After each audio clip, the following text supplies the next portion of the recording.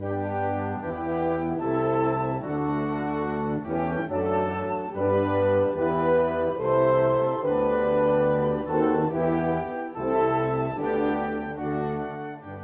you're still struggling with consent, just imagine instead of initiating sex, you're making them a cup of tea. You say, "Hey, would you like a cup of tea?" And they go, "Oh my God, I would love a cup of tea, thank you." Then you know they want a cup of tea. If you say, "Hey, would you like a cup of tea?" And they're like, I'm not really sure.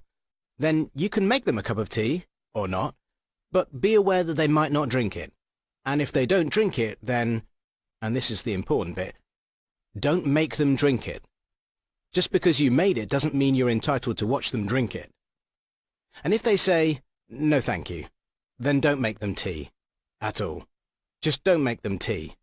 Don't make them drink tea. Don't get annoyed at them for not wanting tea. They just don't want tea, okay?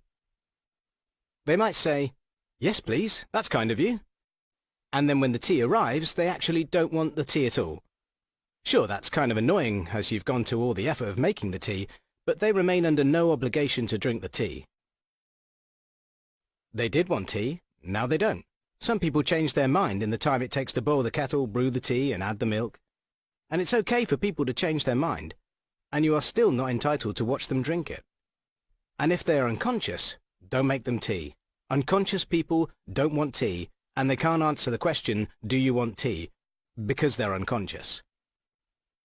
Okay, maybe they were conscious when you asked them if they wanted tea, and they said yes, but in the time it took you to boil the kettle or brew the tea and add the milk, they are now unconscious. You should just put the tea down, make sure the unconscious person is safe, and this is the important part again, don't make them drink the tea. They said yes then, sure, but unconscious people don't want tea. If someone said yes to tea, started drinking it, and then passed out before they'd finished it, don't keep on pouring it down their throat. Take the tea away. Make sure they are safe, because unconscious people don't want tea. Trust me on this. If someone said yes to tea around your house last Saturday, that doesn't mean they want you to make them tea all the time.